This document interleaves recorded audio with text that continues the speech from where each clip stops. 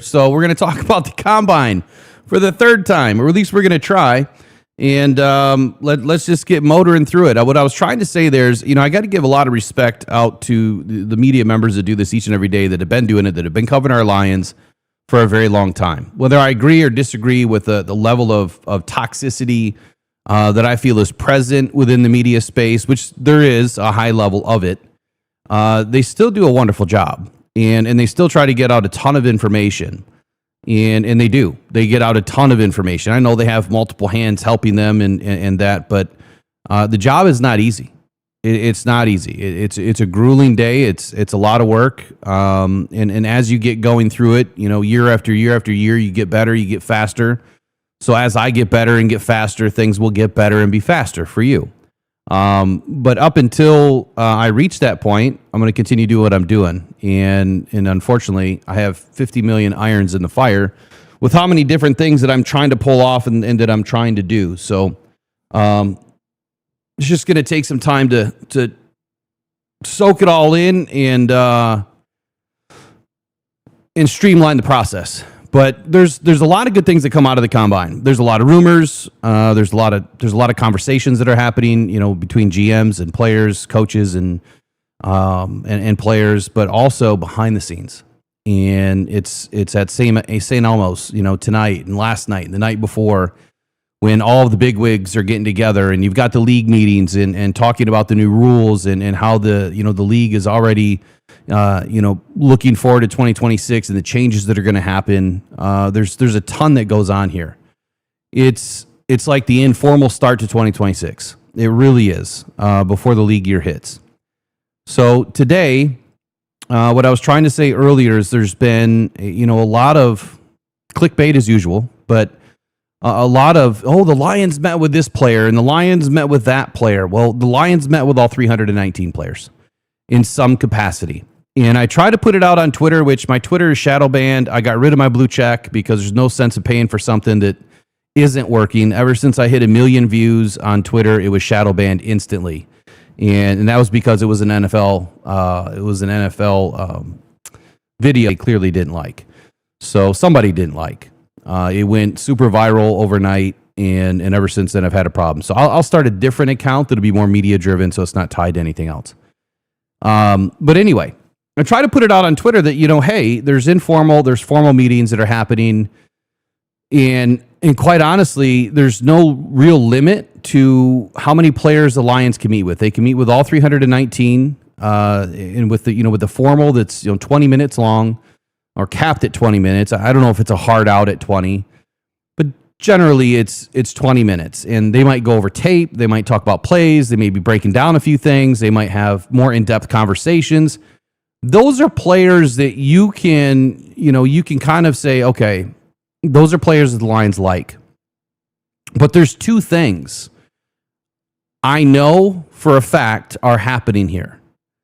One is they like that player. They want to talk to that player. The other thing is they might like that player. They might like what they see on film, and they may have more questions. Now, I have heard this from an executive that has said this both in public and also to me personally, that the more conversations that you see a player having with a team could be a red flag. Just because they meet multiple times doesn't mean that, the Lions just wanted to have a conversation with that guy again because they love him.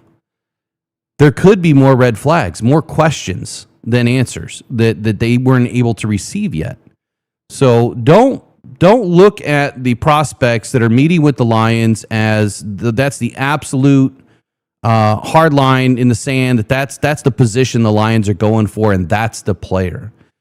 Now, if you go back and look at the players that the Lions have met with over the combine, which I'll review some of that as I go in deeper, maybe next week. I know I'm going to be on maybe 1 or 2 times, and then that's it. Or if I get to it this week, I'll do an entire show just on it or a video. But going back and looking at the players that have met with the Lions and how many of them were drafted, and I'm almost positive, I'd say that number's about 80%. That when you look at a lot of the formal meetings that have happened in previous combines, a lot of those players become Detroit Lions. And a lot of those players don't because they don't have enough draft picks, or maybe they got the answers that they needed. There's always some players that kind of, I guess, slip through the cracks, if you will, that maybe they didn't have a formal visit. Maybe they, the Lions look at this from the perspective of, hey, I've got to key in on, some of the players that we really feel good that are going to land at 50, that we really feel good are going to land at 108. Or maybe we have, some scenarios worked out with some other teams that, if we get close and there's a player that we like, that we already have a deal set up to do a trade. And so maybe that gets us to 101. So we need to look between 101 and 108. Where do those players line up right now? And then they run 200 iterations of a mock draft, right? Simulator. And that kind of gives them some answers. So don't, sweating like crazy today. Don't fall in love with all the players that they meet with, because there's going to be some players that they don't meet with that they could potentially end up drafting. And some of the players that they meet with that they're not drafting is for a couple of reasons too. And that is either they got drafted before, or maybe something came out later that we'll never know about, right? Because we'll never know the background story and the medical and all that stuff. The glaring medical issues that will come out, that we will hear about, that will get leaked or whatever, typically through Rappaport, Garofolo, and others, all some of the other insiders. Those are things that those red flags that pop up. But anyway, my top 50 today. Let me go back and get my chat open because it disappeared when I did all that. My top 50 that I released today. You guys are probably wondering, like, well, what the hell are you doing, dude? Like, why do you have Jeremiah Love as the number one player on your board? Well, it's for a reason, and the way that a top 50 should work is the best top 50 players that you feel are the best 50, right? And then where do you rank those 50? It's not players that I feel are going 1 through 32 on the draft board. Because if that were the case, then Fernando Mendoza would have been number one on my list. But Fernando Mendoza is not number one. Why? Because I feel there's 11 other athletes, and those are going to move this week. After the combine, for me, they're going to move a lot. And number 2, when it comes out next week, there's going to be some movement. I can guarantee it. But Fernando Mendoza, for all intents and purposes, he's number one.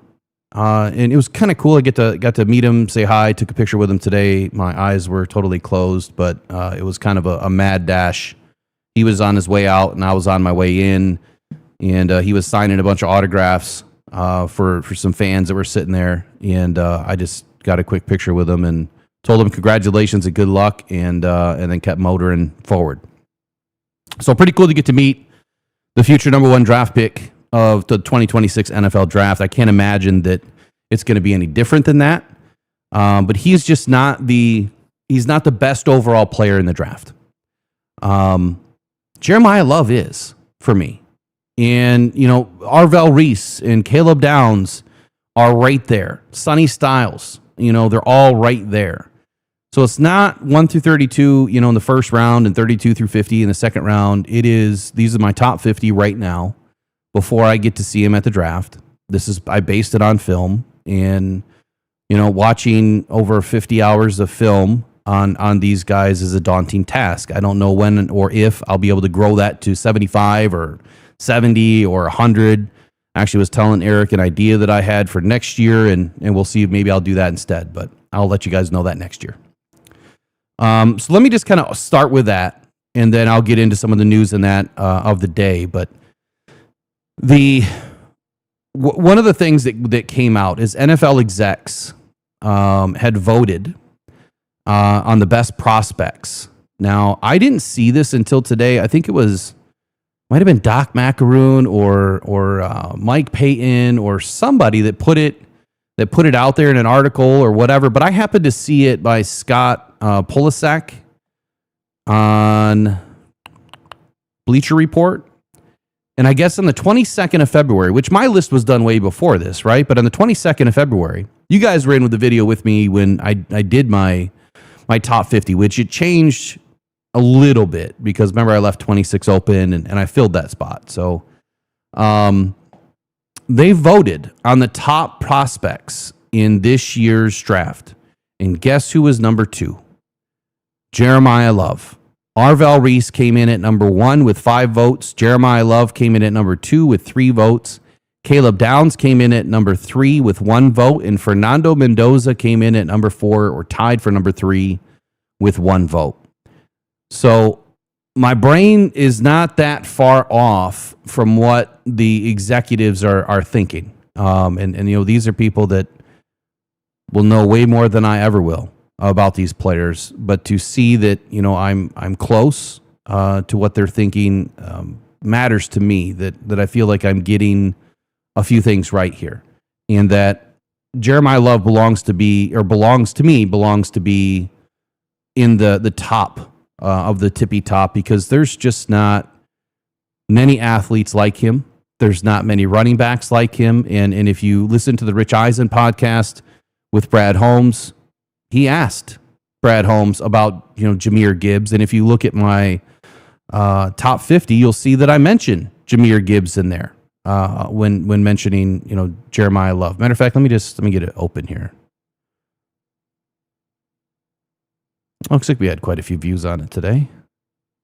Couple of newbies joined. Thank you for joining Detroit Football Journal. So what I said about Jeremiah Love is, he might be the most terrifying, pure athlete at the position since Jahmyr Gibbs. And that's no lie. While he carries, while his carry volume doesn't really scream traditional workhorse, it screams touchdown, man. Like, this guy is electric to watch. Elite efficiency. In 2025, he erupted with a crazy good season, 1,372 yards, 21 total touchdowns, and he had a running mate in Jadarian Price. And the fact that he gave up, I don't know, was it 500-600 yards to Jadarian Price's work? That could have all been his, or bigger portion of it. He could have added a couple more 100 yards to his volume. And what really stuck out to me, like when PFF gave him a 93.1 overall, it's pretty damn elite. Doesn't really get much better than that. I don't care about PFF, but we have to use it in the context of most fans look at that as God's gospel to football, that, PFF gave him a high grade or a low grade. You know me, I'll use it as reference, but the tape speaks well beyond anything else. So he was number 1 for me, and execs had him at number 2, but my number 2 was Sonny Styles. And I think that he is just so versatile. He can play all 3 positions at the linebacker spot. He can play up on the line. You can play off the ball. He can play in the middle. You can do it all. And he is just so unique. I can't wait to see how he tests this week. I still haven't heard any rumors yet on who's testing, who's not. He does need a couple of things cleaned up, but a 2.2% missed tackle rate is extremely good. 38 stops in the run game. 82 tackles over the last season. 11 pressures. It's not a ton of pressures, but he's a linebacker. He's gonna be up there. Now, whether he goes in the top 5, top 6, top 8, it doesn't matter. He's a top 10 football player, and unless something drastically happens at the combine that ruins his stock, which I'm not expecting. I expect him to be taken extremely high. Caleb Downs was my number 3 because he was also extremely versatile. He's your next, kind of Brian Branch-ish kind of player. And then number 4 was Arvell Reese, another linebacker. So you're going to have, Sonny Styles, linebacker, safety, definitely linebacker. You're going to have Caleb Downs, safety. You're going to have Arvell Reese, linebacker. Those are my top 4. Then you go David Bailey at 5, Reuben Bain at 6. And, like I've said in previous things that I've written about these guys, there's some things that still have to show up this week at the combine. And that is the arm length. And I was elated. Matter of fact, I was, Eric was listening to something. I can't remember who he was listening to today, but I think it might have been PFF. It might have been Sam Monson and a guest that they had on. I checked the mic or something, a guest that they had on. And all he was talking about was arm length and how important arm length is and wingspan. Now, he didn't say the term ape index. I was waiting for it. I know I'm like the only one that talks about it, but you can consider that wingspan. And so when you're hearing someone that is saying that teams around the league are finally starting to pay attention, and then mention the Will Campbell disaster, in the Super Bowl. It really started to lend to credibility of the work that I'm doing and things that I'm trying to bring to the table for fans to start to take a look at. And that is the ape index, the wingspan, the height, weight, speed that Brad Holmes says he doesn't put too much stock in. I guarantee you he does. It's just not the only thing. The tape is everything. But at some point, you have to take the better player over the better culture or identity. You can fix some of that. You can't fix it all. But if you don't have the right intangibles, and if you don't have a wingspan, you can't just say, here's the better wingspan. You have to have it. And if you don't have it, well, you're not going to get it. Not at 20 plus years old. You're done. You're done growing, and they are who they are. You can be as great as you want to be in college. When you go to the next level, you're going up against the best player that you just did for 3 or 4 seasons. That's the worst player at the next level. So imagine that for a moment. That you're going up against, Fano and Maui Goa and, Caden Proctor, and you're an edge or you're a defensive tackle. That is now the worst player you're going to go up against in the NFL. And if your arms like Cassius Howell, who's catching a lot of praise this week for how fast he is off the edge, they spoke about Caden Proctor a little bit in this same interview, and how he lost a little bit earlier in the season because he came in at 390 pounds. And so I didn't know that, right? I didn't know that. And so I'm like, oh shit, maybe I got this guy wrong. Why was he so heavy? Is he not mature enough to keep his weight down? Like, what happened? But as the conversation went on, he got back down to his weight. So in the beginning, he was flat-footed. He was a little bit slow. And then as time went on, he got in shape, got down to his weight, and nobody could beat him. And he said the same thing that I've been saying about Caden Proctor. Yes, he has had a couple of losses. And to guys like Cassius Howell, he's had a couple of losses. But you can't weigh, 1% of the reps against 99%. Because when Caden Proctor wins, he wins and it's not close. And he wins often. And he can play anywhere up and down that line. Right tackle, left guard, right guard, it doesn't matter, just not center. It doesn't matter where you put him, he's going to be destructive. So, we got someone in here donating some Rockhound Detroit Lions memberships, man. Appreciate you, dear man. Or dear Ram, 5261, and that's a new name. Haven't seen it before. Appreciate you, buddy. So I guess when you start to weigh all these things together, and I'm putting it together with the draft work that I've done already, and now the combine where it's really going to change for me. Again, I just want to reiterate the fact that I might be a little bit slower at putting some things out, but there's a reason for that. I don't want to be first. I want to be factually correct as much as I can be, and I want to be right. I want to make sure that I'm giving you the best information I can. I won't be 100% right. Nobody is, right? But I won't be 100% right about the draft work. Again, nobody is. The fact that I've got, 8 or 9 draft picks right in the last, 4 drafts or 3 drafts, whatever it's been now, that's pretty impressive for someone that just really started doing this. And it's only going to get better. And this year, I think it's going to get worse. This is a tough draft.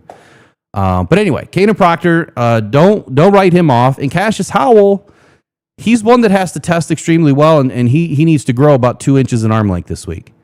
Because somebody like that wins with a big bend and uses the edge to his advantage with speed. It reminds me of like a James Houston, right? That can't win on every other down, but he's great on 3rd and long. The problem is guys like James Houston still had long arms, and even though he didn't have all the power in the world, he could bend and beat you with speed. Cassius Howell can do the same thing. He can bend it, he can beat you with speed. But the minute that Caden Proctor takes a drop step and he reaches out and gets his paws on you, you're not going to move. It's over. The rep's dead. So guys like Cassius Howell that are ranked, fairly, where is he ranked for me at? 27, 26? Where's he at? And I don't know where he's ranked, with everybody else. but I didn't have him extremely high. He's kind of teetering for me. 28. I have him at 28. My biggest flag for him is those short arms, and we've seen it time and time again. And again, I'll throw this back to Will Campbell. Will Campbell got thrashed in the Super Bowl, and the couple of days before that on the Rise of Grind morning show, I said he's going to get thrashed. And the day of the Super Bowl, I said, just letting y'all know, Will Campbell's he's going to get thrashed, and he did. He let up 14 pressures, I think 2 sacks, and everything that everyone was saying last year. You can ignore the short arms because the rest of the body of work and his ability is so great. The way he moves, his drop step, his anchor, his set, everything he does was great. But you can't make up the arm length. And if you are just short on your set, if you're just short trying to get back, well, your arm length can't help you now. Your wingspan definitely can't help you. Now, if you got a Cassius Howell going up against a Will Campbell, well, guess what? That's going to be a great matchup. Which T-Rex wins? But you're not going to have that every game.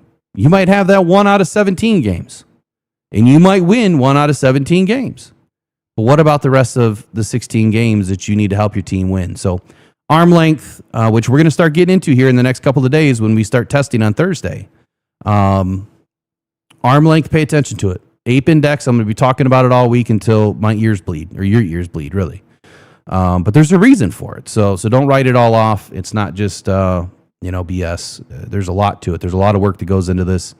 And the proprietary systems that I've created now with the analytics and the metrics in my spreadsheets, we've got TAPS and RAM. That's the nicknames, the acronyms. That's what I'll be working on Thursday and starting to build these out. And then we're going to talk about positions each night. That's the goal for the rest of the week, is we're going to talk about positions. But enough of my rambling. Again, let me welcome everybody in here. Appreciate you guys joining me tonight. You got J-Rod in the house. Grandma Trace, Mark Lewis, Major Payne, Serge Monker. Bunch of newbies that just got some new memberships tonight because of Dear Rom 5261. Again, thank you. And Victor David, Jason Mallory, cruising, always cruising. Jason Mallory again, Harp Up. What else is in here? Attila's in the house. Attila, did you ever find that information on Frank Ragnow? Who else is in here? Dwayne Keene, I see you. Duncan, see you in here. Art Vandalay, I see you. Resurrection Season, see you in here. Robbie, I know you're up in here somewhere. Mike P, I know you're in here somewhere too. John Desage. Anybody else I missed? It's not by purpose, but I'm going to keep on rolling. All right. Drinking some of that. Gina, I see you too. How you doing? Drinking Detroit Lions coffee tonight. So let's get into the news. What happened today? Is this a good or a bad draft? Right? Where can you find good positions in this draft? Who are the Lions going to go after? I mean, everyone's thinking edge, right? Because we've met with all these players, but that's the key. We've met with all of these players, and again, just a slight reminder here: don't fall in love with players just yet. We've got a long way to go. Tim Twentyman today put out a couple of things. One being a interview with Petsing, which maybe I can bring that up if we get some time. But talking to Daniel Jeremiah said the other day that he thought that this was a really deep draft, and he said that there's not a Myles Garrett in this draft. Talking about the edge position once again, there's not a Myles Garrett in my opinion. Quote: there's not a Nick Bosa. We've had other years where we've had guys carry bigger individual grades, but we have 3 legit top 10 players in this draft, and we have got depth. This draft is all depth for the edge position. And according to Daniel Jeremiah, he says, I think you can get depth all the way into the 4th round where you'll see guys making an impact next year, being this year. So yeah, it's a really good group. And it is. It's a great group. The problem is, where are they going to measure? And if I'm Brad Holmes, I'm not taking any chances, right? You can't take chances at this point. So if I'm not taking chances, then they better have 33.5-inch arms. They better have a motor. They better have strength, speed to power, and they better be able to convert it all and finish. They better be able to make good decisions in the run game, not crashing all the time, not getting behind the quarterback, right? Staying level the quarterback's drop, closing those holes. Don't allow those big gaps to open up where the quarterback can take off. And that's what you're looking for out of these players. Are they making good decisions? And that you're going to have to look at the tape for. But this week, we're going to see the measurements and the agility and how well they move. Are they stiff?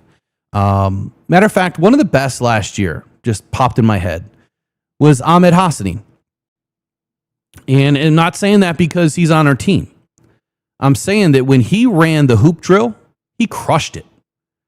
I haven't seen anybody run that hoop drill that good before. I don't even know if he really bent down. The way that he ran it was a little bit more different, or a little different than I've seen others run it. It was unique, but it was fast, and he was under control.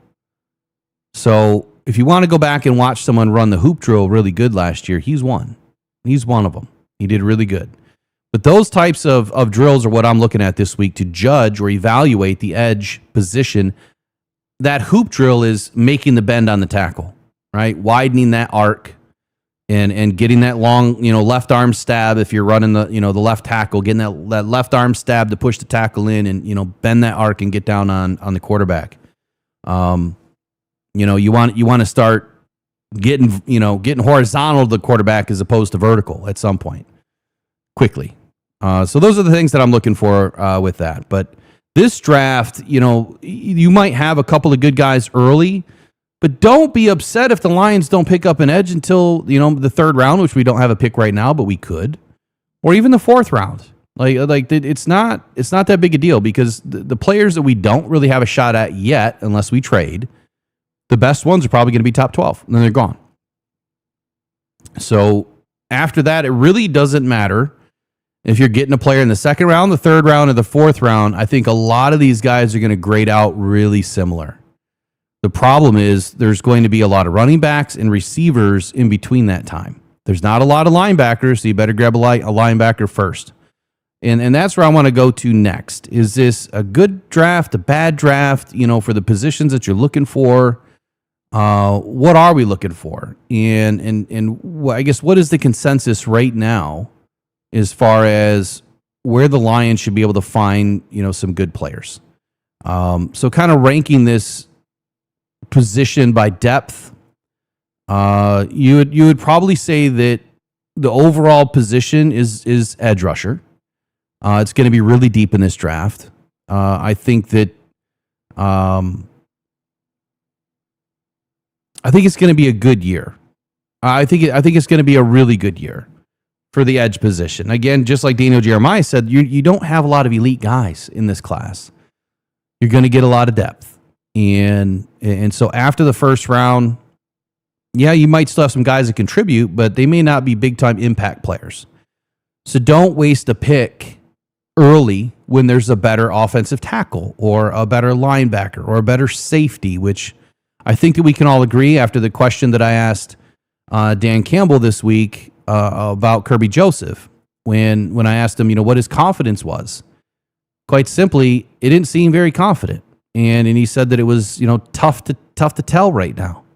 And so that tells me that safety is going to be on the board at some point. Maybe not today, but it could be tomorrow that we start hearing some safeties in the room. Next up, interior offensive line. Is it a really good year for guard? Yes. Is it a bad year to need a really good center? Yeah, there's one. There's maybe two, actually. There's maybe two centers that could step in and play at a high level. Sam Hecht, I think, is one, and Jake Slaughter is definitely the other. Connor Lew, if he was healthy, he would be the third. And then you have Pat Coogan, probably somewhere in the fifth round, but he's not someone that is, knocking down my door right now, to make a big impact in year one. And that's where I think the Lions need to lean on free agency market if they can to bring in somebody that can play at a high level today. Cornerback, this is a great year if you need that feisty nickel guy. It's a bad year if you need an outside corner. And I'm not devaluing the guys. I haven't even seen them run yet. I haven't seen them do any testing yet. So I'm not going to devalue all of them. But I see a lot more, nickel slot guys in this draft than I do anywhere else. There's a couple of outside corners that are going to be really good, but there's going to be a plethora of guys in the slot, and that's a good thing for the Lions with the unknown of Amik Robertson. If Amik Robertson is not coming back this year and ends up being a cap casualty, and they don't re-sign him or and extend him, then the Lions are going to need a nickel. And I know that we brought in Ennis Rakestraw to fit somewhere, in this defense, but 2 years not playing, entering the third season. Again, if I'm Brad, I'm not making a mistake and resting on, Ennis Rakestraw. I'll use the term that I've been using. It would be irresponsible. It would be irresponsible for Brad Holmes to wait and see what Ennis Rakestraw can do and then react. I think that you need to react now, and you need to take somebody in the draft and you need to bring them in. And if you can find somebody in free agency, you're going to have to do that too. You can't just wait. And Ennis Rakestraw hasn't done enough. He hasn't proven anything. So there'd be no reason to wait. I think it would be foolish. The fourth position, we talk about running back. I think that if you're looking for a starting running back for right now, today, I would say that there's going to be some great options. And if you're looking for some good depth, there's going to be some really good options. This is a good year for running back. Now, there's not 4 Jahmyr Gibbs in this draft. There's 1. And you're probably going to see 1 go in the first round. At least that's what I'm thinking right now. Max 2, but 1 for sure. And his name is Jeremiah Love. Brings me to David Montgomery. Now, I know we spoke about David Montgomery yesterday because the hot news, it sounded like Brad Holmes was kind of making his peace with the whole David Montgomery thing. And at the same time, letting us know that there's been some great dialogue between him and the agent. And, the bigger concern here is, and I don't know why people didn't pick up on this, but when he said that, the player has to want to be here too. That sounded like to me that maybe David Montgomery didn't want to be in Detroit anymore. Or you could take it the other way that, David wants to be here and we just have to work it out with the agent. Well, not really, because he's under contract. And I guess before I go any further, before I get into any of the other ones, I do want to bring something up about Decker here in just a minute. So for David Montgomery, if we're looking for that replacement, there's going to be plenty of options later in the second round and into the third round that I think are going to be extremely enticing for Brad Holmes to make a move and go get one of these guys. And it could be even later into the third round. Beyond the fourth round, I would have a little bit more concern that you won't get, the guys that I think that could help this team, almost immediately. Unfortunately, they're not in the top 50 right now, but hey, if they test crazy well, maybe we got some jumpers this week. We'll see. Taylor Decker. And I guess, I don't understand this. Fans are upset at Taylor Decker, and they keep using the term coming back. I need not have to remind everybody this, but I'm going to anyway. Taylor Decker did not come back. Okay? He never left. He's still under contract. He hasn't gone anywhere. He hasn't retired. He wasn't released. He didn't go anywhere. So for that reason, he didn't come back to anything. The season was over. He can go do whatever he wants. The unfortunate side to all of that is the word retirement kept getting kicked around. And, Taylor Decker wanted to think about his future. He said as much, but he never left. Now, I get that, his Instagram post or whatever, I'm not on Instagram, so I don't see that stuff, but I seen it, after the fact. I get what his Instagram post said, but he never left. He didn't come back. He was always under contract. So you can't be mad at Taylor Decker for wanting to fulfill his contract. And then the other side of that is, there's people that are saying that Brad Holmes was, reckless or irresponsible, whatever the word, you want to use, for signing Taylor Decker to an extension. Like, that was nonsense. He needed an extension. And that the contract that he got was extremely cheap compared to what's out there, especially at the way he was playing, the level that he was playing. Same thing with Lee McNeil, saying that, that was reckless or irresponsible. It was not. He was due for an extension. Same thing about Kirby Joseph, that it was reckless for Kirby Joseph to get a contract. No, it sure wasn't.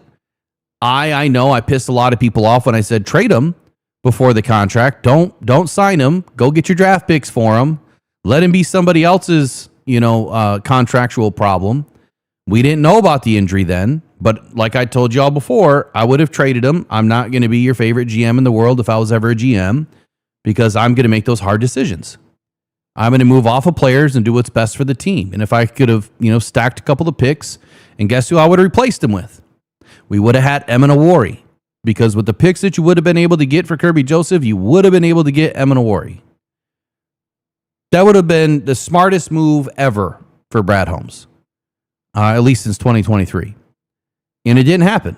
And then we find out that he has, a major articular cartilage issue going on, and his future's in doubt. So it's not irresponsible or reckless that Brad Holmes signed him to an extension. That's all hindsight. You're looking at everything and, in the rearview mirror saying, well, woulda, coulda, shoulda, but we didn't. And all three of those players deserve their contracts. You can't do anything about the fact that you sign a contract and 10 months later you get injured. You can't do anything about that. All three of them. There's nothing you can do about that. So I don't understand that level of thinking. It's childish to me that we would say that those were mistakes because they got injured. Let me ask y'all this. Outside of me recommending that we trade Kirby because the ether's high, he just came off a 9 interception season, leading the league in interceptions. How many of y'all, were honestly saying we should have traded him? Go ahead and raise your hand in the chat. You know what I'm saying? Like, there's not that many. There's not that many that we're saying we should trade Kirby. No, everyone was running to Brad better sign him. Brad better extend Kirby. We can't let Kirby go. So think about that for a moment. We could go check all your Twitter posts. I'm sure there's something there. And the same thing for Lee McNeil. He was a top 10 defensive tackle in the league in 2024 when he signed his extension. 2023, he was playing at a top 10 level, and he was playing phenomenally in 2024. He really was. Yeah, he came back last year. He didn't look the greatest, but that's not the Lee McNeil that we know. And I will have a video coming out. I know I got a lot of them coming out, but it's the research that I did on players that do come back from injury. They lose about 25% of their power and 25% of their statistical output on average. And it depends on the position. It's heavily weighted to the position, but defensive linemen, you lose the most. So Aiden way outperformed, and Lee McNeil performed at about the level that we would have expected in that first season that he came back. So don't judge or evaluate Lee McNeil on last season coming back. What Aiden did was a little bit different. He was also injured way earlier in the process, and broken bones heal a lot differently than ligaments. It's a much different process. Anyway, moving on from that.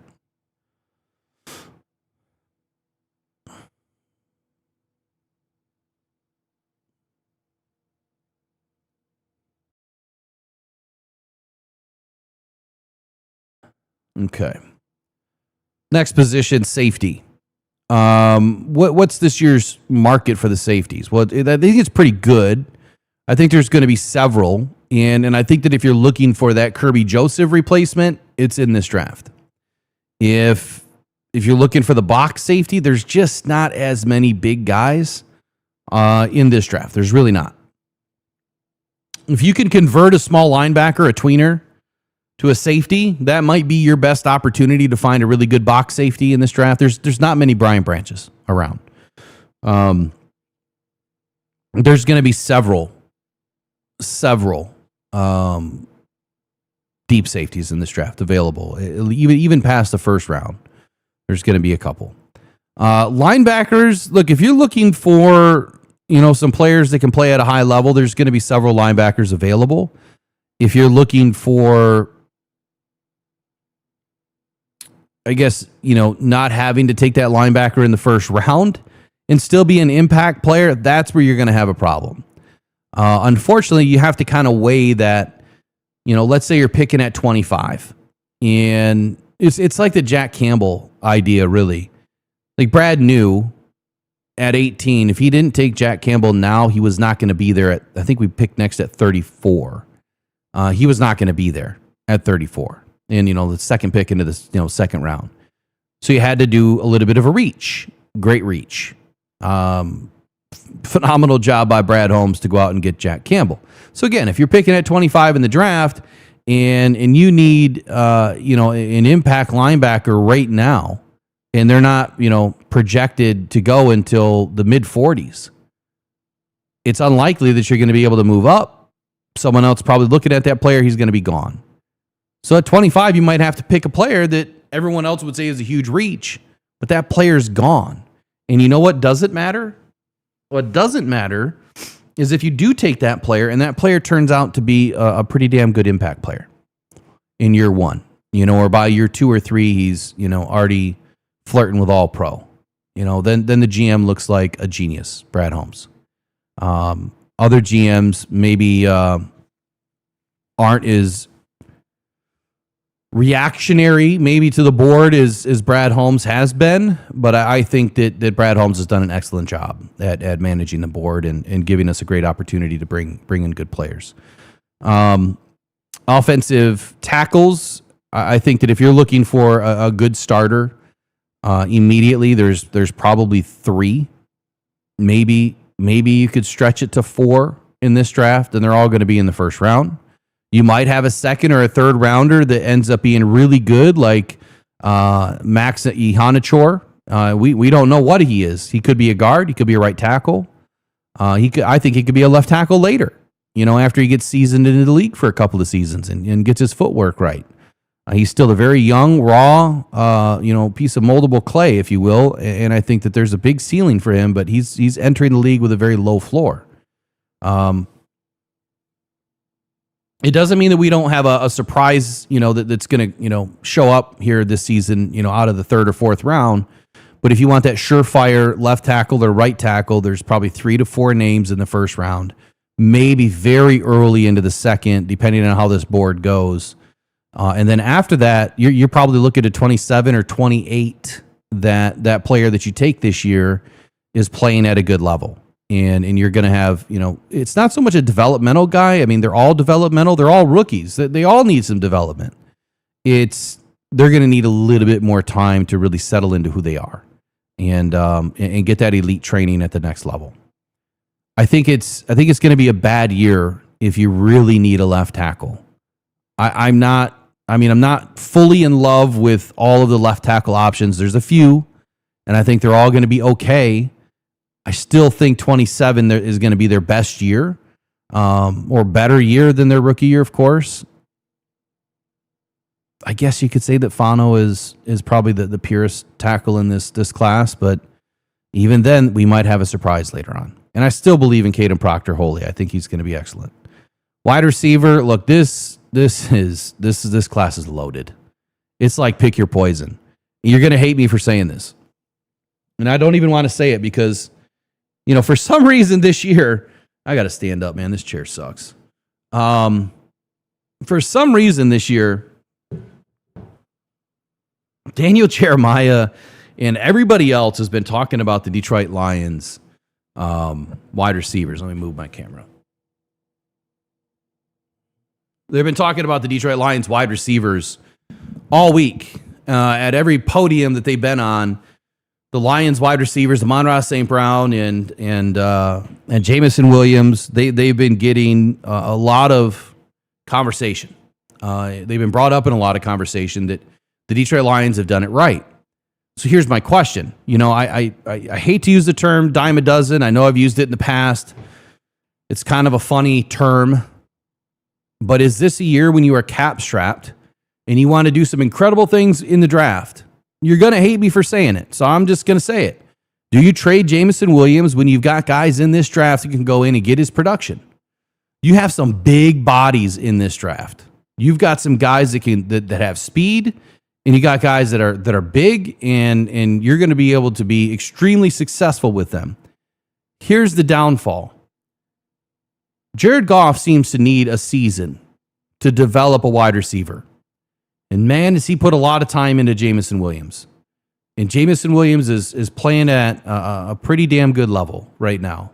And he still has more to grow.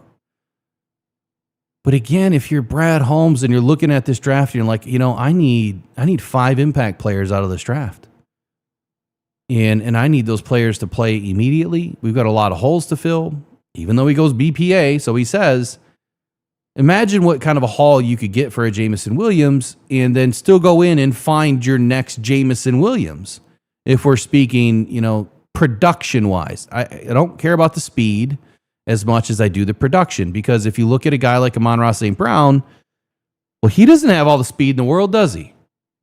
But he's able to go and build that production every single year. He's had, since his rookie year, he's had an amazing season every single year but his rookie year. So you don't always need that 4.25 or that 4.3 or 4.33 burner. You need a guy that can catch a ball, that can run a route, that can body some guys on the perimeter, and that can be just boundary monsters and do a lot of dirty work in the red zone. My only concern is what's going to happen with Jared Goff and this receiver. Are they going to be able to develop a good enough rapport quick enough? So that is a concern. And are you going to be able to do enough with Isaac Tesla and Amon-Ra St. Brown? Probably not. That's where you need another impact tight end too. And I think that the Lions they're definitely going to be looking at some tight ends in this draft. There's not many. There's not many impact tight ends. There's a couple, and then after that, I think that you have a lot of undersized guys, and I think you have some guys that need a ton of development. Their college film is okay. I think that there's some decent blockers in this draft. There's not a lot of pure receiving threats.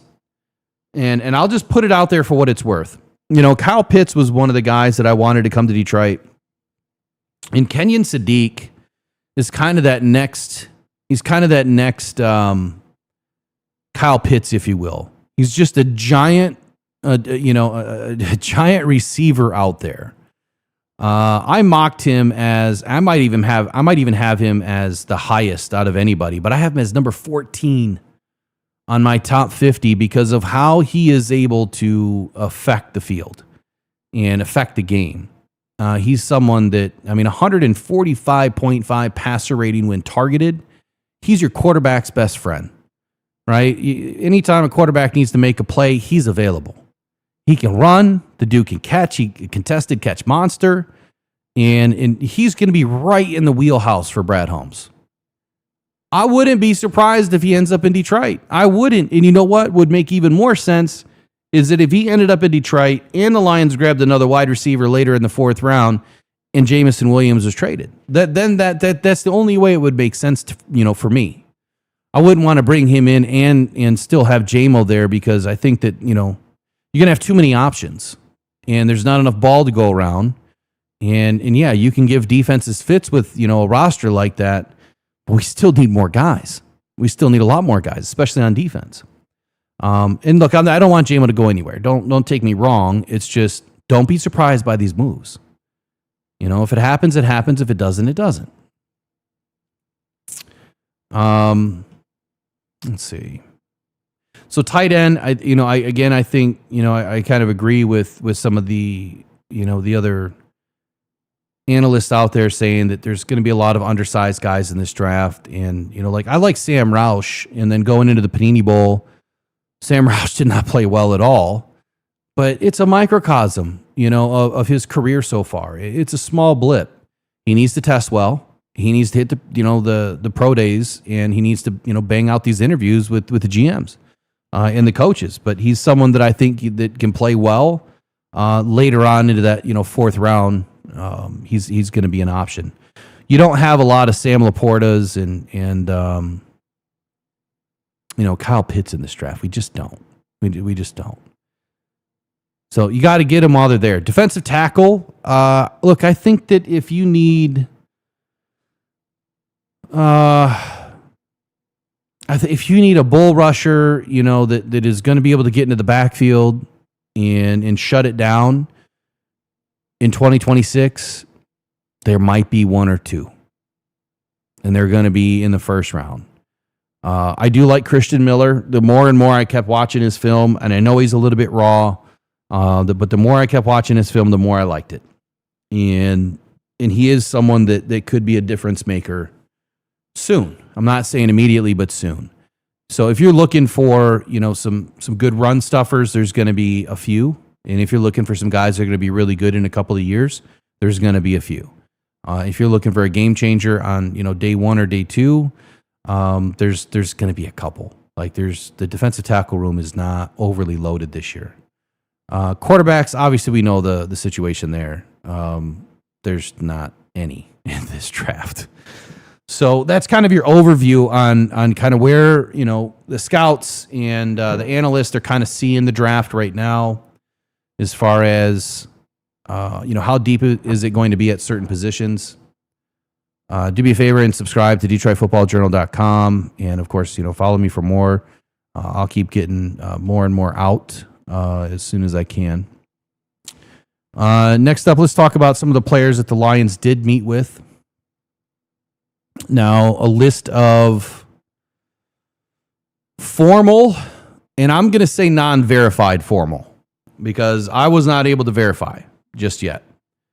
But the formal visits, as reported from other sources, is the linebacker that I thought deserves a shot in Detroit, and that's Jack Golday, Jake Golday. Excuse me, I always call him Jack.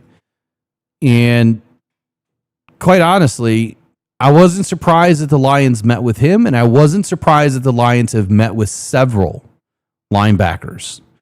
If you've been following me for a while, I've been telling you I really believe that this is a draft where we can end up with a good linebacker, and it's going to be either Sam or the Will linebacker spot. Obviously, we need to cover with Alex Anzalone more than likely departing in free agency, and I think we need another backup at Sam, and I think you're going to have both those options in this draft.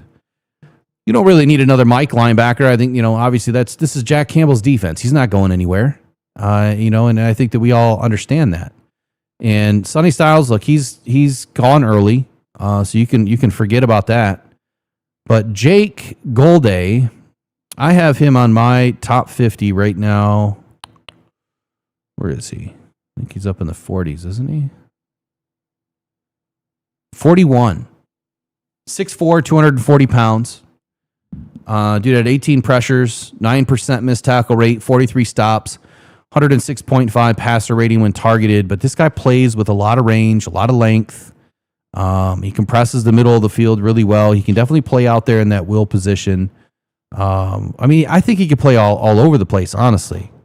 I think he has the ability to play all over the place, and it's those 35-inch arms that, I think are going to do him the biggest justice. I think that when you have arms like that, your tackling is incrementally better. And maybe that's a wrong, word to use, but the longer your arms, the better your tackling is. We discussed this the other night. Go look at the guys that have poor tackling grades and high missed tackle rates, and then we're going to see what their arm length, will be this week. And we'll talk about it again because arm length is extremely important. But Jake Golday, right now, I've got him probably early second round. I can't imagine that he slips to 50. And so I think that Brad is going to have to make a move here if that's someone that he really wants. But he was on my short list for players, for the Lions to watch. Also on my short list was Jake Slaughter. Also on my short list was Keith Abney. And I don't remember if the Lions met with Keith Abney or not. But let me go through the list.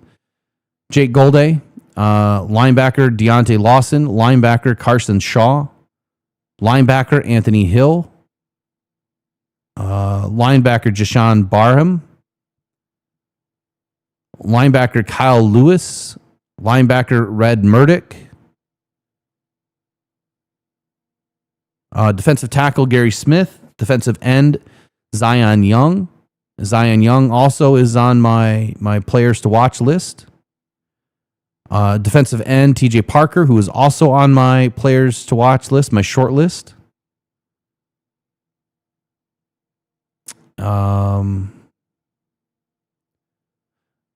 Defensive lineman Bobby Jamison, defensive tackle Tyler Aniidum, defensive end Derek Moore, defensive end Akeem Mesidor.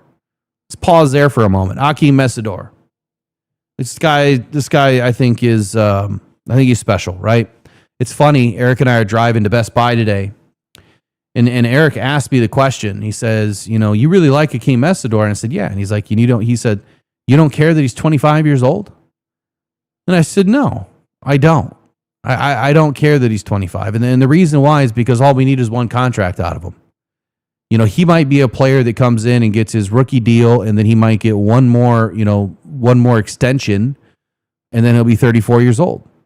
And he'll be, probably washing out of the league. Hopefully not, but that's a player that's probably only going to have a 7 to a 10 year, career at most, just because of the age that he enters the league.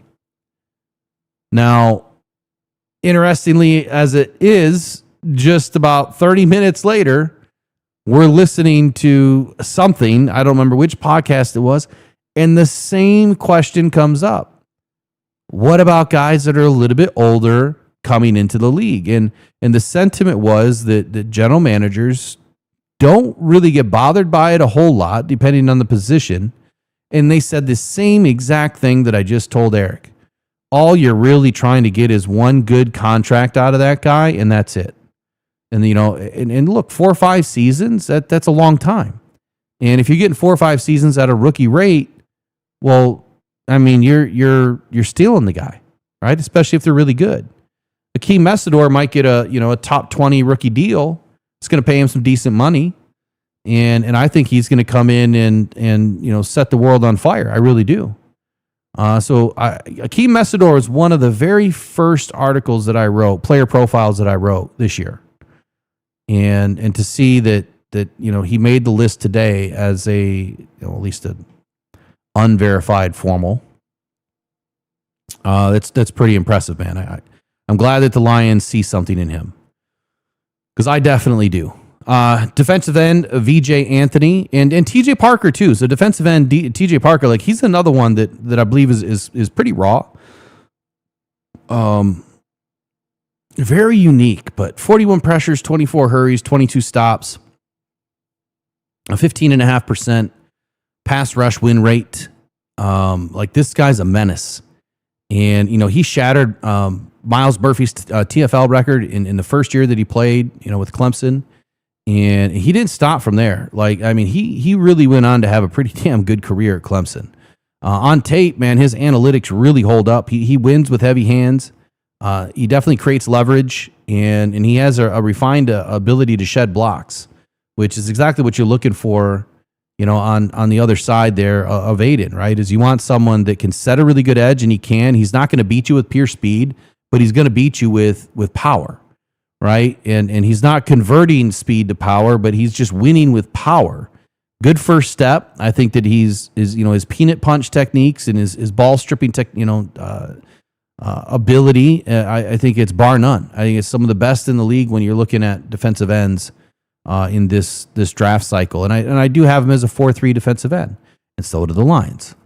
So all good stuff coming out of today as far as players that that I have mocked to the Lions and players that the Lions are meeting with. They also met with. They did meet with Caden Proctor at the Shrine Bowl. Some of the other players they haven't popped up just yet, but I'll be interested to see who else they meet with this week. I'm going to throw you another name, Let me pull up PFF real quick so I can get you some info on him because I haven't done a full background yet. Let me give you another name that's really interesting, that's making a little bit of waves right now. And I don't know if anyone's talking about him yet, but I am. Oh, where's he at? Why is he not showing up?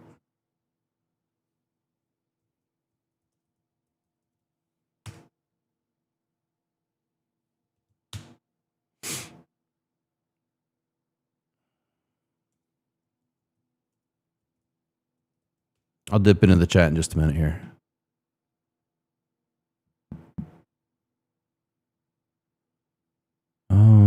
Come on. Why is he not pulling up for me?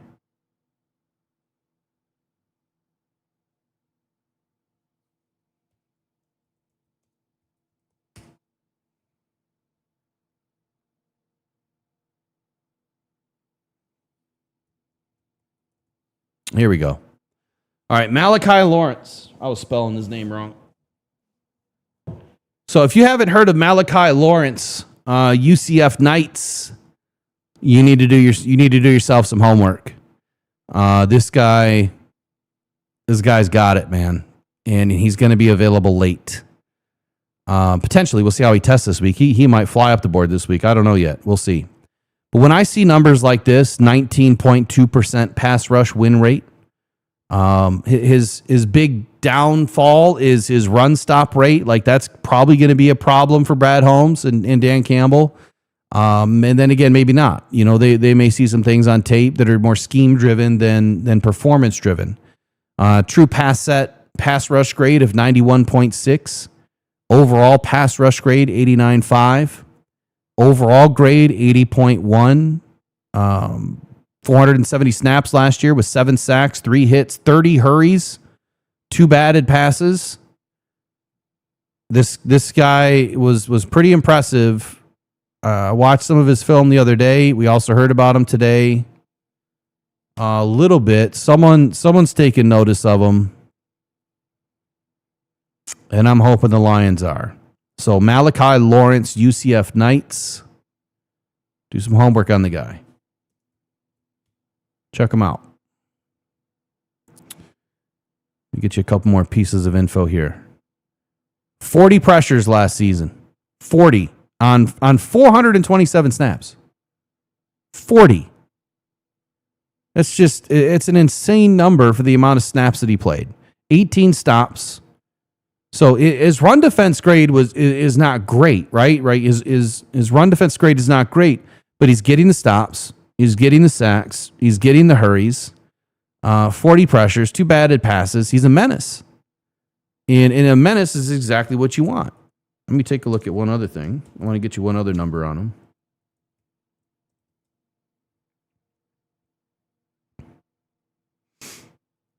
him. Here's another number. Here we go. TFLs. You guys know how I love TFLs. 11 TFLs. That's some special work. 17 solo tackles, 28 tackles overall, 11 TFLs, 7 sacks, 3 passes defense, 2 forced fumbles, 40 pressures. Malachi Lawrence. Let me put his name in the chat for you guys. There you go.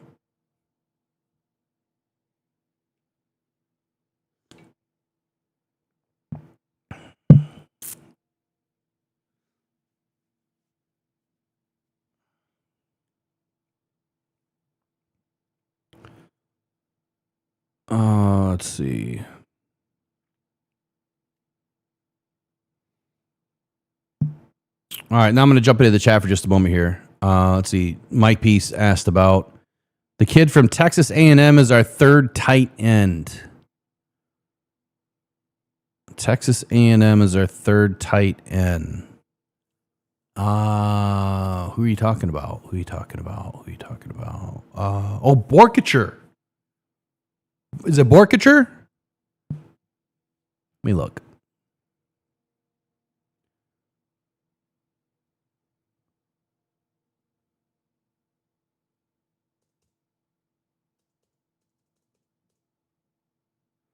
Yeah, it's Borkacher. It's probably not how you pronounce his name. He's somewhere in the 130s right now on PFF. Not that any of that really matters a whole lot right now, but great contested catch rate. Decent size. What was he? 6'4", 250. He's a little heavy. He'll probably come in a little bit lighter this week. I don't even know if he's invited this week, to be honest with you. I can't remember the all 319 names, but yeah, that's an interesting option, honestly. I think he was in the Panini Bowl, if I'm not mistaken. Unfortunately, the tight ends did not have a good Panini Bowl. None of the tight ends did anything, and unfortunately, it was a bad game because of the wind and the quarterbacks were having some trouble. So I think the tight ends kind of got the raw end of the deal, and so did the receivers. Like they all got the raw end of the deal there. They really did. One Major Pain says nobody in here is talking about anything. Well, hey, you better start talking, right? Better start talking. A lot of people listen. But yeah, you can start talking. That's probably a big difference between my shows and others. I used to do a show that's just dedicated to all the fans and the members, which we'll get back to now here in the off season. But this is more podcast driven, a lot of information driven, more podcast style. I don't just jump on the mic and then read every comment that everyone's writing in. I know some channels do that, but you're just getting back what you said or what you typed, as opposed to getting really good information about the league, the team. It's just I do it differently. So Mike P says Borkacher's a nasty blocker. I'll have to dig into some tape on him. I can't say that I've watched a ton on that guy. Any other names? Oh, Nick P says, I would be upset with Vega in the first, though. All right, now that Nick P broke it, it's crazy, Nick, because I haven't even mentioned this name. Yet, but we already disagree. Go figure. Nick P and I always disagree on stuff, and that's okay. I love it. But I told Eric in the truck today, I said, there's a name that's flying in my head right now. And it's because of things that I've learned and listened to this week. And I don't know where it's going just yet, right? I've got to dig a little bit more. But if you're talking about Olavega loan in the first round to the Detroit Lions, if that's the player you're talking about, that's the name I'm talking about. Because I think that there is a real possibility. And here's why. It started with Brad Holmes the other day. Someone asked a question, and I didn't hear it. I didn't hear the question, and then I didn't hear what Brad had said. But I played it the other night for you guys. But in his response to this question, he said, it might have been my question was the response. I forget now. But what he said is whether it's guard or whether it's center, whatever it may be, right? When he said whatever, if it's guard or if it's center that they pick up in the draft, what does that tell you? If they're looking at center and they don't get the center that they want, or if Tate Ratledge is going to make the flip and they end up picking up Vega, well, Vega might be one of the nastiest guards in a long time. And you guys remember Halapoulivaati Vaitai, right? You remember? And I'm not just saying that because they're Pacific Islanders, but Halapoulivaati Vaitai and Olavega Loan, I swear to goodness, it's like they're the same player with different names. They are the same player with different names. And Halapoulivaati Vaitai was an incredible player for his career. Even a couple of seasons as a Lion, but he was injured often the last couple of seasons. Olavega Loan, guard, Penn State, 614 snaps last season, 0 hits, 0 sacks, 4 hurries, 1 penalty, 12 starts, 38 pancakes. Not saying he ate that many. I'm saying he put that many dudes on their back. That's good work. 90.9 true pass set blocking grade. That's what we need, right? We need Jared Goff upright, especially through the A and the B gap. 72.2 zone grade, one of the best in the league. 73.6 gap grade, one of the best in the league. Or coming into the league, excuse me, one of the best from the prospects. So I'm not writing off guard as an option that the Lions aren't considering. I think they're considering a guard in this draft, and they may take a guard in the beginning. Another name that they could also be that player, if you're talking about right guard, is not even currently a guard right now, and that's Maxi Nihanachor, right? Big Max. A guy's got swift feet, and he's young, and he's impressionable, and he's that molded, big raw ball of clay, if you will, that can be molded. He's not going to come in right away and maybe not blow your doors off, but then again, he could, because that's all he's done since he decided to go from basketball to football. He's just blown the doors off people. And don't be surprised, man. Don't be surprised if we go in and take a guard. I'm not now. I'm open to it, and I think Vega would be great. I really do. I think he'd be phenomenal. I know what a lot of you are thinking, damn, we've got Miles Frazier, we got Christian Mahogany.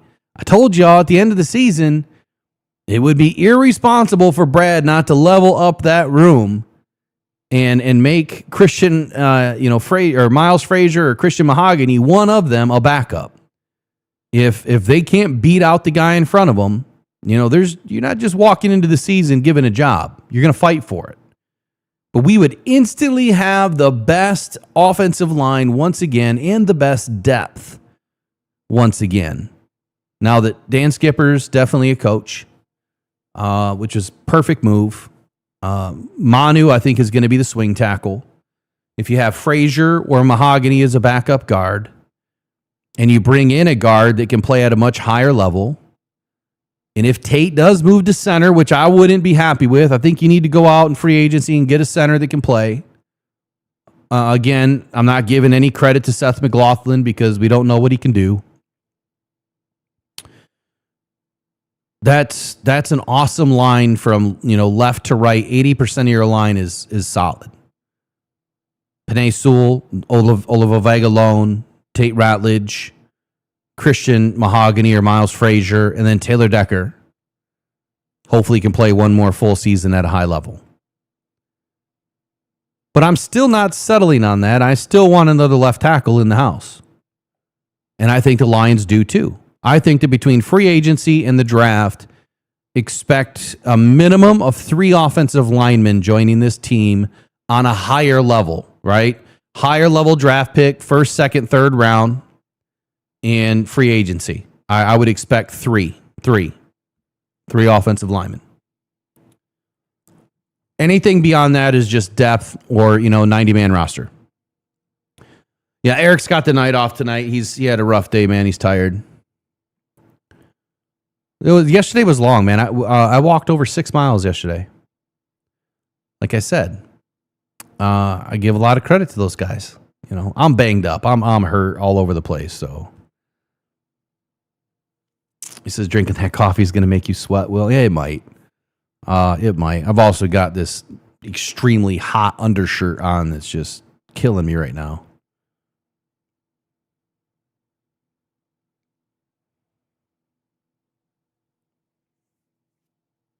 So anyway, was that the guy, Nick P? Is that the guy you were thinking of? Eduardo O'Neill's in the house, man. I haven't seen you in here in a minute. How you doing? All right, back to combine news. What else we got here? About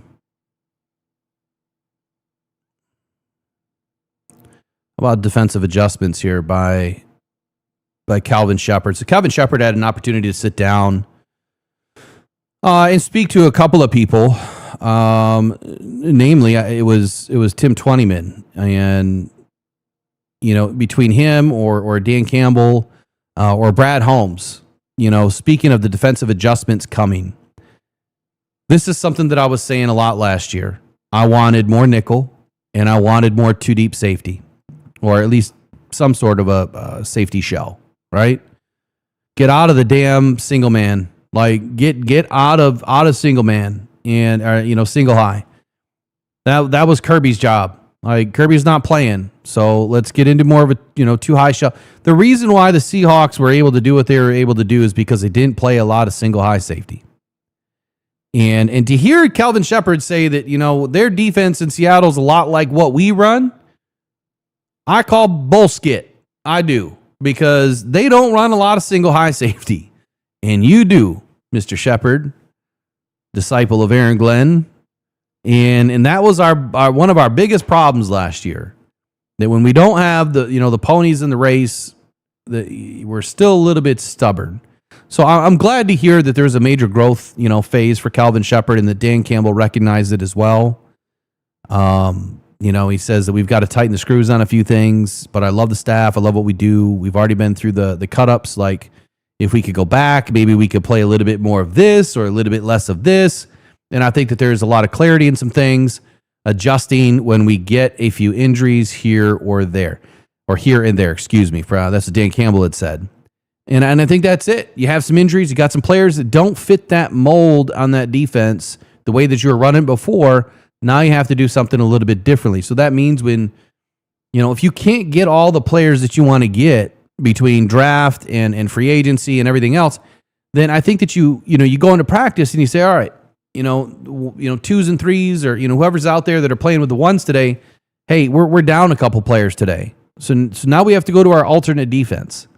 And this is our alternate defense. We're going to be more in a cover shell with two safeties, and we're going to be firing some safeties and some linebackers and some corners more often. And that's what I was Eric and I also had that same kind of conversation today in the car.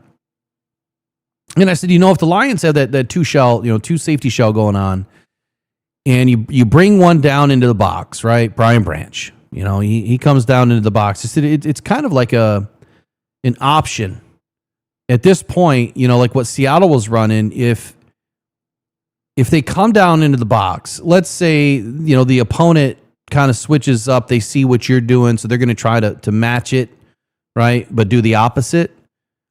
So if that safety comes up into the box, and so now you're looking for an assignment, right? If you're not head up on a tight end, if the tight end's going to be taken, let's say by the nickel, then or the a linebacker, and you don't have an assignment, so then you're looking for a cross with the receiver, or you're looking for a running back to come out of the backfield. If that doesn't happen, you have to read and react instinctually and get after the quarterback. I want them flying after the quarterback. So if you don't have someone leaking out and you don't have an assignment to pick up, you're moving towards the line and there's no one coming out, bang, you fire, right? And yeah, you might get there 3.5 seconds, but that's better than nothing. And you know what? If the defensive end does his job and he's able to push that quarterback back the other way and get him to scramble a little bit, there you are to make a play. And that's what Seattle does so well. They read, react, and fire. So you have to give them an option. If you don't have an assignment, go. If you do have an assignment, then obviously you got to do what you got to do. It's easier said than done, but Seattle did it perfectly. They really did a masterful job. So I can't wait to see where some of this stuff comes to fruition. That some of the defensive adjustments that are going to be on display this year. I think it's also going to be indicative of the type of players that we're able to get this season. The Drew Petzing interview. Let me see if I can get this loaded up for us real quick. What time is it here? 8:42. Got plenty of time. Definitely not going to be on until 10 o'clock tonight, man. No way. Not tonight. We got a long day tomorrow.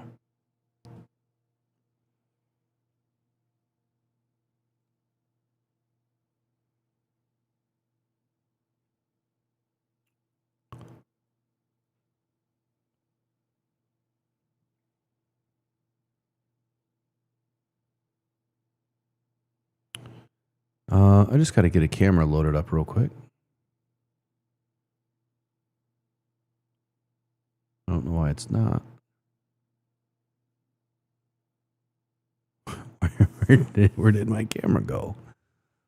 All right, here it is.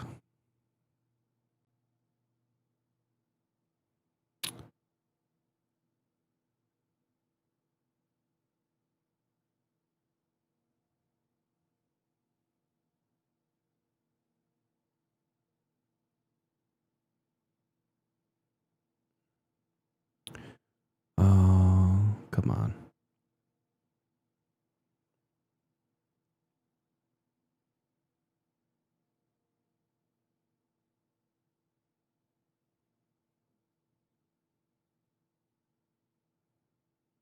Did you guys watch the Drew Petzing interview yet? It's a short one. It's only a couple of minutes. It's not that big a deal, but it's good to finally hear, him again. Like, Jeremy Reisman, they did a good job at having him on the podcast and having a good conversation.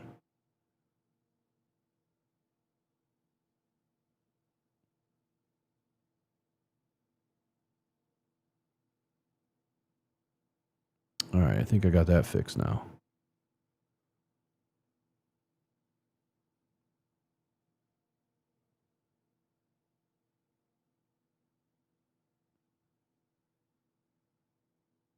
Almost there.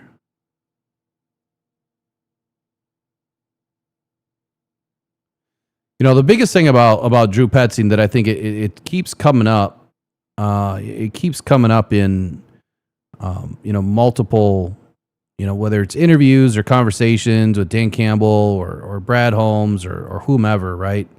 That this offense is not tied down, and I love that's the case. That we're not boxed into just doing one thing.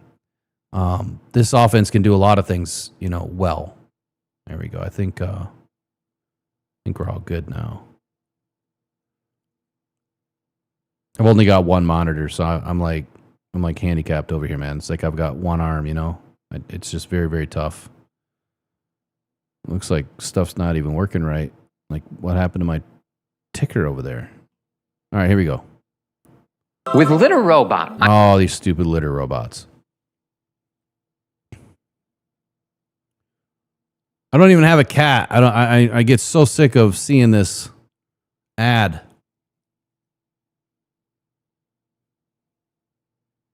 NFL Scouting Combine and joined by Drew Petzing, the new offensive coordinator for the Detroit Lions. Drew, thanks for taking a few minutes here. Yeah, Tim, thanks for having me. All right, let's start with this. We talked to Dan Campbell earlier, and he said within 20 minutes of interviewing you, and he interviewed, maybe close to a dozen guys for the offensive coordinator job. He said I knew Drew was the guy within 20 minutes. When you sat down and you guys started talking about offensive football, what was it that just seemed to click? Why was this a great fit for you?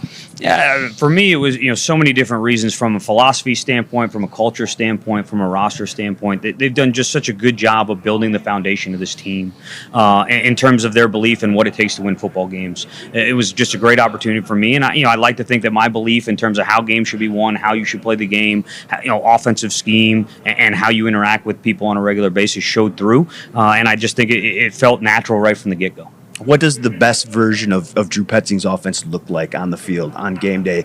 And it might be different week to week. I think ultimately the best version of any offense is going to be built around the players. Yeah. I think that's so critical to the success we want to have on offense in any building. And here in Detroit, they have so many core players that have played the game at such a high level that if we're doing things the way we need to, those guys are affecting the game week in and week out and allowing us to put up one more point than the other team. When you sat down and started looking at the cut-ups and just preparing, the players that you were going to inherit, do you start to pinch yourself at all with a top 5 running back, a top 5 tight end, a top 5 wide receiver, a top 5 right tackle? You can stop me anytime. No, top 5 quarter, you know what I'm saying? I mean, just when you started to look at it, how excited are you about that aspect of it, that you've got so many different weapons that you can move around, play a lot of different versions of your offense, it seems like, with just the skill guys that you have? Yeah, I think you hit it on it. It was one of those things, I think when from a distance, when you're on, you're in a different team, you see it, you hear about it, you appreciate and respect it. And then going into the interview and starting to dive down into the tape and watching a little bit more about what these guys really do and how they play down in and down out, about, it was it was a no-brainer. Just so impressive the type of production they've had from so many different positions here over the last couple of years, and it speaks to the culture that Dan's built and the system that they've built here, and then what Brad's been able to do from a roster standpoint. Just really impressive. Creativity, versatility. How important are those two words in kind of offensive football and what you're about? Yeah, I think those are what the league is about. If you have to go to the same well every time to win games or produce points, we're at a point in the NFL where defenses are going to pick up on that. And they're going to find ways to take it away and force you to do something else. And I think that creativity and that flexibility to adapt and be who you need to be when you want to be that is so important to winning football games. Jared Goff, I know you've had conversations with him as you guys kind of start to build this thing up. Just what have those conversations been like, and how much are you looking forward to working with a guy like Jared Drew, a guy who's been in this league for 10 years, has seen everything? There's nothing the defense is going to throw at him that he hasn't seen. So just being able to work with him, how much are you looking forward to that? Tremendously, and I think that showed through from the very first time I talked to him. Just his passion for the sport, his work ethic, the way he thinks about the game, shows through in everything he does. And, on top of that, being a great guy, someone you're going to want to be around and go to work with every day. But really, just impressed with his, as you said, the knowledge of the game, the experience that he can pull from, and really his work ethic and the way he goes about his job has been really impressive. Probably the best running back tandem in the league in Detroit, and Jahmyr Gibbs and David Montgomery. Just what's your vision for how you see those guys fitting in your offense and what you can do with those two guys? Yeah, I think to the earlier conversation we were having, those two are very dynamic players. They do a lot of different things well, and they put a ton of stress on the defense. So being able to utilize both those in any capacity is going to be huge for our success. And I think you've seen that throughout their tenure here in Detroit. The wide receiver core, we talk about versatility, and there's versatility within position groups too. I mean, you look at that group in Detroit, you've got a top 5 speed guy in JMO. You've got a possession guy, one of the leading receivers in the league in St. Brown, and then an up-and-comer, big size, big catch radius in Tesla. What do you like about that group and the versatility that you have to maybe do a lot of different things within that group? Yeah, I think the versatility is a part of it, but I think one of the other things that's impressive about that group is really all three of those guys and some other guys in those room really can do just about anything you ask them to do. And I think that's when you start being really dynamic. It's, this guy can take the top off, or this guy can play underneath, but knowing that they can all do a little bit of that, we're not necessarily predictable in the roles we put them or how we move them around the formation. I think that is really what makes you hard to defend. You ran a lot of 12 personnel in Arizona, a lot of 13 personnel. Some of that was because of the injuries and just the situation, but how much do you see that being able to be something that you can use here too with the wide or the tight end group that you're inheriting, the offensive line, and just some of the pieces that you have? Yeah, I think changing personnel is to the earlier point of trying to stay flexible and adaptable as we go throughout the season. It puts stress on the defense because we can line up in 12 and be in 11 sets. We can be in 11 and line up in 12 sets. You can get into 13 and move people around the formation and kind of get into some different looks. And I think the more you can do that, the harder it is for a defense to kind of lock in on who you are and what you're trying to do, which ultimately is going to make you harder to defend. How important is it to get this offensive line back playing to where it was in 2023, 2024? I know that's before you got here, but they were more in the middle of the pack last year. Getting that unit back to being dominant, how important is that to being able to run the kind of offense that you run, and how do you go about doing that? I think the offensive line, regardless of what offense you want to run, is probably the key piece of any offense. Everything you do, every time you snap the ball, those 5 guys have to be in unison. They have to be playing at a high level. If you're going to do any run game, pass game, screen game, you name it, those guys are heavily involved in it. So I think that's always going to be a focal point. And there's an attitude piece that goes with that, and the way that we want to play the game, and the type of physicality that we want to play the game with. So, from Hank on down, from the little details of coaching stuff the right way, from the way that we organize the scheme to the type of players we bring in, I think so much of that has to be really focused on throughout the offseason and going into training camp. I'm glad you mentioned Hank. I want you to just talk on your offensive staff a little bit. Mike Kafka, I got a history there. Just what's your overall impression of that staff? I know you've been close with a number of those guys. How much you looking forward to kind of just starting the grind with those guys on your offensive staff? Yeah, the staff has been amazing. I had a prior relationship with Hank, which was special to get back with him and kind of pick up where we left off when we went our separate ways there in Minnesota. But you look at all those guys, I'm not going to name them all by name. We could be here for a little while, especially when we started going through their resumes, because they're impressive coaches who have been in some really impressive spots, who bring a lot of knowledge and a lot of personality to the offense and are going to have a big part on who we become. I think that's really what kind of makes it exciting for me, is getting them all in the room, getting those ideas together, making sure it fits, and trying to be the best version of the Detroit Lions. The new league year starts next month at the start of free agency, but then it's a draft. And I'd be a little remiss if I didn't ask you about the combine. And we're here. What's your favorite part of this week in the combine? How much do you guys as a staff get out of this week? I think one of the best parts about this week is it's really our first opportunity to get around some of the players. You watch them on tape, you hear their names, you see some of the lists, but now it's a chance to interact with them a little bit, see what makes them tick, see what their knowledge of the game is like, see, to that point about Jared loving the game, and really you can feel that the second you talk to them. You want to feel that from some of these guys, and you want to see what they're like on a daily basis. And it's their first interview for a job, which is always kind of exciting to see how they handle that stress and that pressure, because that's a big part of what this league is. The tape is obviously the ultimate, reason you get into the NFL. But you love those interviews. You love that interview part of it. I do. Is that the key part here? I do, absolutely. I mean, unless we're going to put pads on and play football, I think that's probably the second best thing we can do, is just get around these guys and really start to get to know them. Well, I know Lions fans are excited to see what you have in store for the offense. Drew, thanks so much for taking a few moments. Appreciate it. All right, new Lions offensive coordinator Drew Petzing had a few moments there to sit with Tim Twentyman. And it's a great interview. And I think we've heard the same thing from Drew Petzing, multiple times now, that he's not going to put this offense into a box, and he definitely has whatever he needs at his disposal right now, as far as opportunity for this Lions offense. Whatever the Lions want to dial up, they have a player that fits the mold. I want to finish tonight, going on 2 hours here, so we're going to be done here in just a few moments. But tomorrow I'll have a little bit higher overview of the day and the prospects. I'm hoping to get an opportunity to smash in a couple of videos tomorrow in between our noon break that we'll have with prospects, and then the rest of the night we should be off. I'm hoping that's tomorrow, if I looked at the schedule right. And then we'll be back for another breakdown tomorrow night, probably about an hour long. So I want to finish tonight with a day 2 mock draft. And I've never done this before, during the combine, per se, like what I think that the Lions are going to be doing, and how they're going to be doing it, because I don't know yet, right? I haven't even seen where these players are testing. So it's pretty tough to make some significant changes, and I'm not going to do every team. I'm going to try to get through. I'm going to try to get through the first 4 rounds. And I know I'm not going to have a 3rd round pick, and that's what sucks. Because unless I trade right away, then I'm not going to have a 3rd round pick. And I think having a 3rd round pick is probably going to be critical at this juncture, because of a certain player that I do believe has an opportunity. And I'm not just saying that because they met with the guy, but the more I started looking into him once I heard his name today, it kind of makes a lot of sense. So day 2, it makes sense.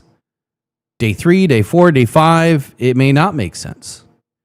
And that's just the game we're going to have to play until we get really close to the draft and we can finalize a few things. But overall, I think the Lions are in a fairly good position. And I got to be honest with y'all. Like there's, every year in the draft, like, I think Lions fans are expecting, for the Lions to do these incredible things because of the way that Brad Holmes is drafted. And the other side of that is I think that a lot of Lions fans look at hindsight way too much, and they put too much credence in what Brad Holmes didn't do, as opposed to looking at the things that he did do. And I think that you just heard Drew Petzing say it, that he thanked, Brad Holmes for how well he has put this team together. This screen's going to be all screwed up, but whatever. I'll fix it real quick. I hate only having one screen. Can't stand it. So Drew Petzing's obviously very appreciative of the fact that, Brad Holmes has done an excellent job, and he really has. There's not too many rosters that you can point to across the league that have gone from 0 to hero this quick, and they have to make some pretty significant changes to the roster this season because of the fact that, you're not going to be able to keep everybody. And at some point, it's time to move on from some players. And you're still going to hold a core nucleus on this squad that is extremely deep and extremely talented. This is going to be a year, though, like I was saying, for this draft, is going to be a lot of depth.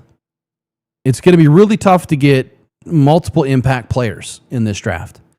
And so if the Lions come away with 2 impact players out of this draft, just 2, if they didn't make any trades and they came away with 2, I would say that that's going to be a big win. Once you get beyond the 3rd round, you're going to have to get extremely lucky to find an impact player on day 1. Unless it's a center. There might be a center on the 3rd round or in the 3rd round.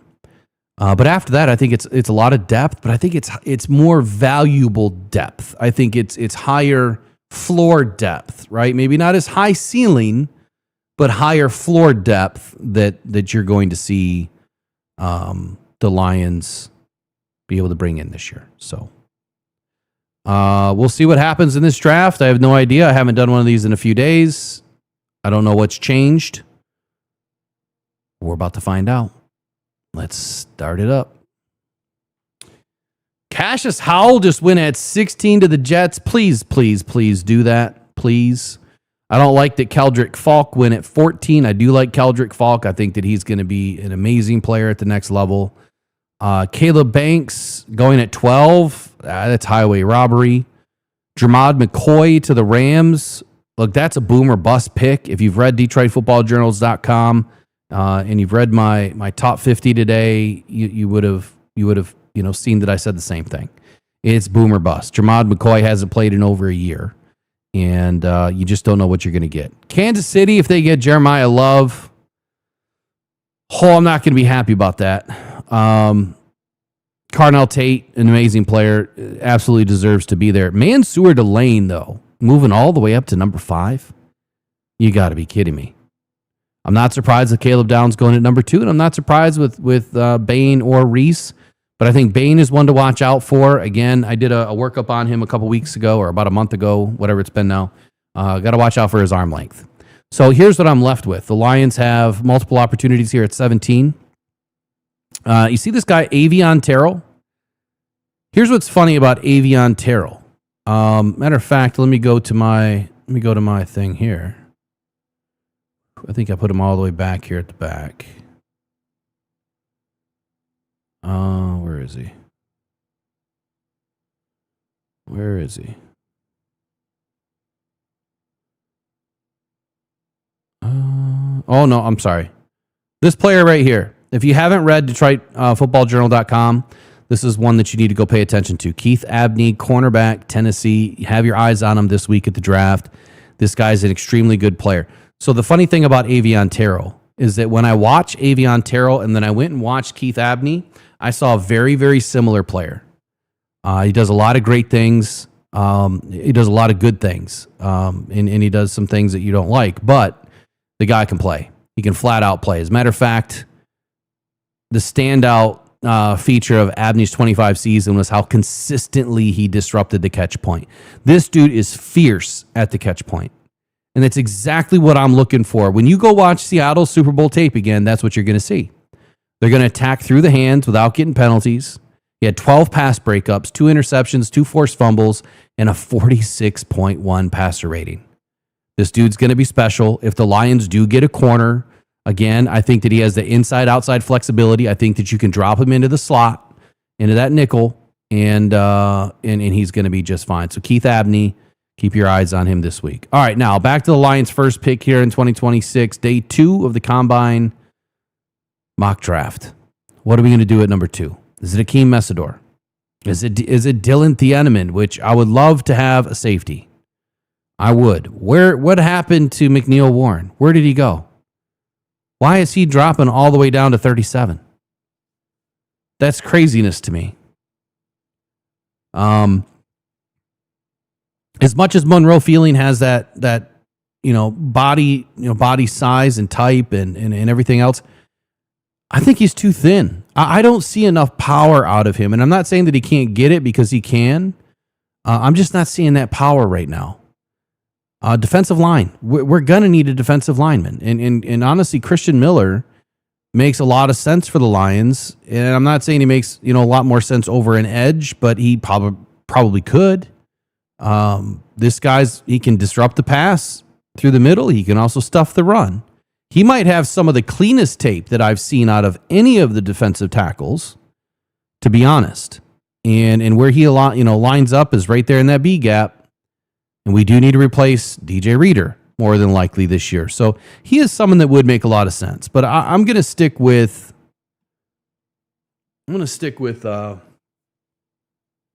I guess kind of what I'm thinking here. I'm thinking that the Lions, if they move, I'm going to assume that the Lions move Tate Ratledge to center. Decker's coming back, so they don't need to overly invest in the first round into a tackle, or they could. But if Spencer Fano was there at 17, I would pass because he's a right tackle. I'm not flipping him to left. If Avion Terrell is there at 17, as much as we need another corner, I'm going to pass unless we've done something with DJ Reed. Jordan Tyson, I would love it, but again, we don't need a receiver. I think it's edge. I think it's safety. Defensive lineman. Caleb Lowe moves there at 31. Lions could trade back, which would be a good idea to trade back. Let's see if we can trade back. Houston Texans, they want to trade pick 28 to move up to 17. I think that's a little far. I think that's a lot far, but nobody else looks like they're willing to trade. I know the Browns are talking about moving back. Maybe they want to move back up, and we still pick ahead of the Bears. Let's take 24. We'll give them 17, but I want 39 in return. They're not interested in trading for this pick. Well, they should be. Looks like they're not interested at all, period. Let's just see what happens. I'm going to force it. I'm only going to take the one extra pick because I don't care what happens after that. Who did I lose? I lost Cade McDonald. I lost Avion Terrell. That's okay. Spencer Fano, I'm good. Denzel Boston, good. Dylan Thieneman, I'm okay because there's still McNeil Warren. Peter Woods, I'm okay there too. So Peter Woods would have went at 17. So if that's the case, if something like that were to happen, and I have 39, let's see who's available at 39. McNeil Warren could still potentially be there. Hey, there's my guy, Keith Abney. He's all the way up to 39. Look at that. Impressive.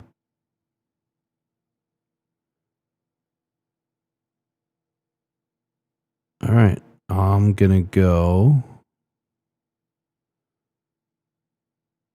TJ Parker. Nah, I'm going Messidor. I like Messidor. All right, so I passed on the left tackle, right? And I passed on the left tackle quite simply because the Lions might do something in free agency to help Taylor Decker, and then you have someone that can play instantly, and the Lions can reassess that position next year in the draft.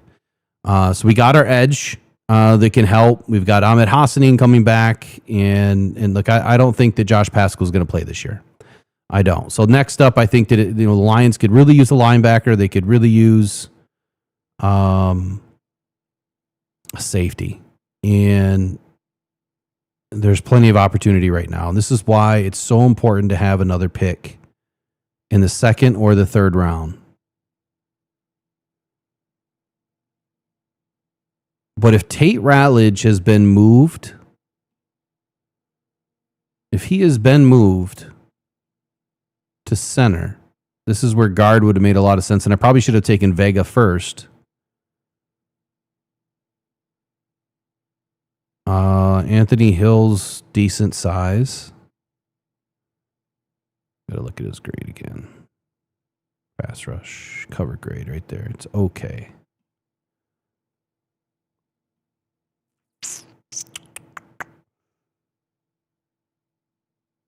Where is McNeil Warren? Oh, he went at 35. Shoot. Okay, so that backfired kind of. And there's going to be a guy that I'm going to take here in a minute that you guys are going to think I'm nuts, but I'm going to do it.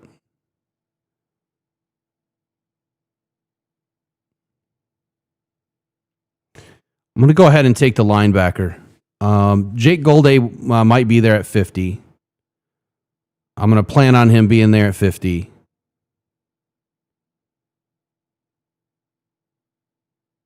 AJ Halsey. I don't think we'll need the safety here. I don't think that we need a corner here. And 39 is, I haven't picked here yet. This is an interesting spot. It's a very interesting spot. See, everyone's gone. Everyone that I would have gone for is gone. I do like Chase, but he had a rough year. He had a really rough year.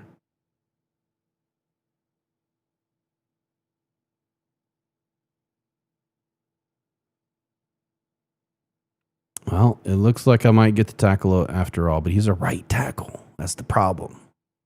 He can play right guard, though. So that's the thought process, is that if Tate has been moved to center, I needed a right guard.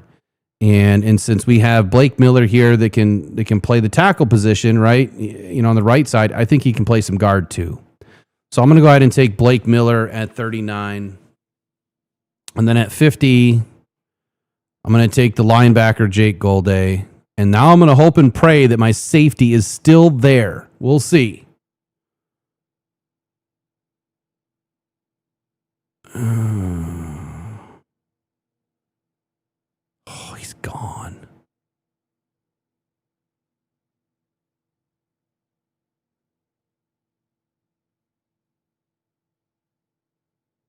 Oh my God, he went at 96. Kyle Lewis. Okay, so Kyle Lewis, like he's listed as a linebacker, but when you look at his profile and you go and watch him play, this dude is the ultimate tweener. He can play safety and he can play linebacker. He's only 6'1", 220, so he's going to be a giant safety out there. The question on Kyle Lewis for me, this week, is how fast is he going to run? So if he can get down into that sub 4.5, then I think he has a shot to play safety. If he can get even closer, that's great. But if he can get sub 4.5, I think he's got a big time shot to play safety. And he's going to be that tweener. I mean, he's the guy that you can put out, you put up in the box. You can bring him in as a fourth linebacker, but he's playing kind of in between, maybe more of that robber role. He's going to play in between and just be a thumper. So I like that opportunity there. Unfortunately, it wasn't there. I should have maybe packaged something up and moved up ahead to get Kyle Lewis at 96. I'll have to remember that for my next draft. But with Demo gone, then this is where I'm going to go. 6 foot, 224 pounds. Nicholas Singleton is a very special athlete. I think he's going to do just fine for the Lions in 2026. I don't see any defensive linemen that I really love. And I need to do some more homework on it. You got Michael Taff. I think it's a little bit of a reach here. Maybe you move back a little bit if you really think so, but he's just so light. 189 pounds. And again, we got to see where he weighs this week. I think he's a little bit light. I want to see my safeties closer to 200 pounds. That's just me. And I'm not saying, what the Lions are going to do or what the Lions like, but that's just me. I want them to be bigger because they take a big time punishment, man. You're asking them to come up in this defense and be very stout in the run game. And I think for that reason, you have to have a bigger body. You just do. I haven't watched any tape on this Chris McClellan, so I have no idea who he is or what he's about.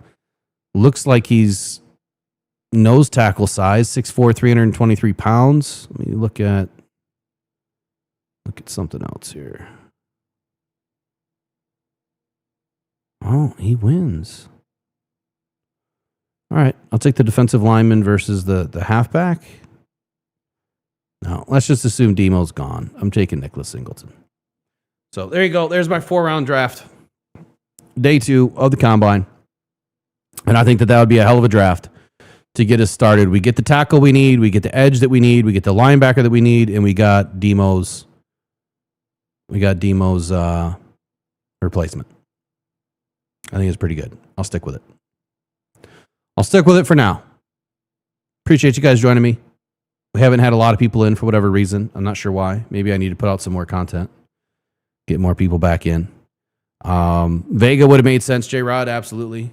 So either tomorrow or the next night, maybe not tomorrow night, but maybe the next night, depending on the way the rest of the week goes, I want to do peer like fan chat kind of style. I want to get back to doing that at least once a week.